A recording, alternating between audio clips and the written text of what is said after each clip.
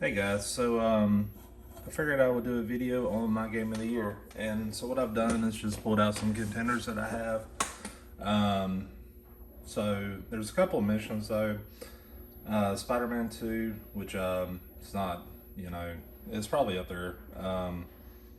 Baldur's Gate 3 and Alan Wake. So Spider-Man 2 I have finished. I have the physical copy, but I actually found that Spider-Man console, the Spider-Man 2 one, so it came with a digital voucher, so I just used it and traded in the physical copy. I think it's up there. Um, Baldur's Gate 3 and Alan Wake 2, I've got digital copies of those. I've only played a couple hours of either one. Really not into it right now. So they're out of contention as well. But this is the stack here, so I'll just introduce each one. So first one I got here is Mario Wonder. I thought this was like probably one of the best, probably the best 2D Mario I've played on in a while, honestly. Sorry, I'm gonna adjust the camera real quick. I just thought it was really good, very imaginative and all that stuff. So another one's here is the Kingdom. Kingdom is pretty obvious. Basically, we thought Breath of the Wild was great, and then this came out, and we were like, wow, you can do more, way more too. So I think I put like over 60 hours into it. Haven't picked it up in the last couple of months. I have to say this year has just been, this is the most gaming I've played in a while, probably like since 2020 or something like that. Like there's just been so many great games that even a great game like this comes out and I barely get time to play it. Next one was Dead Space. So this is a remaster of the original Dead Space. They did a fantastic job with it. So this came out early this year, I think January or February. And actually the company that made the original did Callisto Protocol. So there was almost like more hype for that game. And that came out about a year ago now, I think last December. And I played through it and it was, obviously pretty disappointing. Resident Evil 4. So this is remake of the original. Kind of like they've been doing the second, third one. Improved graphics, kind of the third person with the shoulder controls. For me, I didn't think they could make it much better, but they have. This to me is the definitive version of this game. Diablo 4. A lot of hype behind this game online. Now it's kind of getting like some bad raps for like some of the money transactions, crap I don't get into or anything. I haven't beat it, but I've played a lot of it and really like it. Street Fighter 6, basically just another Street Fighter. These games have kind of looked and played this similar, very similar since Street Fighter 4. This one has more of a whatchamacallit, single player campaign or whatnot, so that's pretty cool about it. Haven't played through that, but played some online. Played through quite a bit of the single player, just like I said, work, life. So many games coming out, it's been harder to keep up. So there's my stack, and I figured the way I would do this is just go and count down. So I've got 6 sitting here. 2 right off the bat that I'm just going to go ahead and remove is Street Fighter 6 and Diablo 4. So Street Fighter 6, I don't know, like, I wasn't taken in by it as much as I thought I would be. I did enjoy it. I mean, like, as far as core gameplay, it's about as good as Street Fighter has ever been. But just didn't grab you as much this year. Diablo 4, I played with some friends, and we really kind of got, I don't know, bored with it after a while. Like, I still play here and there, but, I don't know.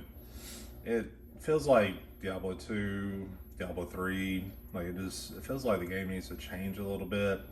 Like once I play for a couple hours, I get into it, but like I just don't have this urge to it. So, all right. So we're down to the final 4, and excuse me, God. The first one I'm gonna take off is going to be Dead Space. So Dead Space was excellent. It really was. Made improvements to it. The original is still very good, very playable and all that stuff. But this one looks better. The scares are there.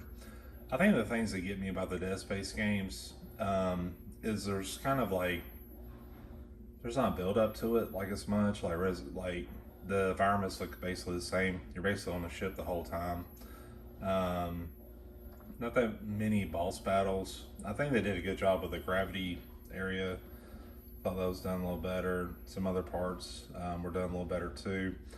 To me, it's an excellent game, but it is, I don't know, it's like built like a 10, but it's not a 10. So, if that makes sense. Next, I want to remove, and this one was a hard one, but it's just not his fault, but just, the top two games for me. Mario Wonder. Like I said just a minute ago, like this was, probably the best 2D platform I've played since like, man, maybe Mario World, like Mario 3 and Mario World. Still got plenty to do. I've got several hours into it. I did beat the game. There's a lot of like going back and like doing extra stuff and all that.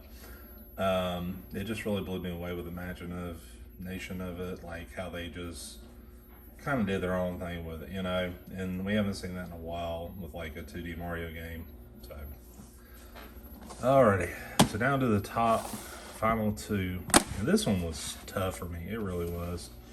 Anybody's ever watched the channel knows like I'm a huge Resident Evil fan, and to be honest with you, I don't have played a lot of Zeldas. And that's like a bad thing to say, but like I've never beat the original Zelda, Link to the Past. I didn't beat Link's Awakening when it came out. Like I beat the original one, but like I just really got into Zelda when it was like Ocarina of Time. Really like Majora's Mask. Not so much Wind Waker and stuff like that, which I did like it, but but for me, I think it's Tears of the Kingdom. Breath of the Wild and Resident Evil 1 are like kind of like my two favorite games of all time, and I didn't think that they could make a better version of Breath of the Wild, but they have. Now with this game, like there's so much to do. Like basically, you take the map of Breath of the Wild, kind of bring it back out, and then do like the underground too, like the underground areas. Just I've barely touched it, and I did quite a bit in there too. There's just so much to do. It's such a well-made game. Just phenomenal. Resident Evil 4 was so close. It really was. Like, both these games are like 10s in my opinion. But, I don't know. Just, even the up in the sky areas, which is nowhere near as big as the ground and underground areas. Just so much added to this game. It just really blew me away. It's a bit more challenging than Breath of the Wild, in my opinion. I've heard a lot of people say this is like a DLC, and I can kind of get it to some point, but like the more you play it, the more you realize like there's just so much more to this game.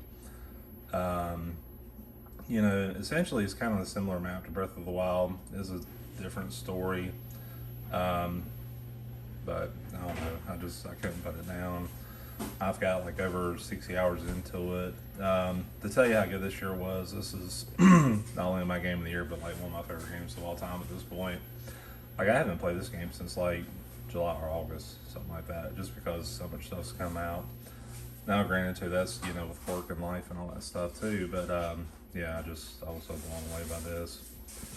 But anyway, I feel like this is going to be like the kind of like a weird year. I think like Tears of the Kingdom, we'll probably get some Game of the Year nods, but I feel like Baldur's Gate's going to be the one that gets it. I don't know. I mean, we'll see. The Game Awards I don't even really care about anymore, but that's the census at the point that that's Baldur's Gate's going to win it. So, anyways, tell me what you think or any stuff I may have left out. Of this group, if I could add one more game, I'd probably go with Spider-Man 2. I thought it had a really excellent story. That's one I would add to it. I just want a physical copy, and that would be a part of that group. But anyways, thanks for watching.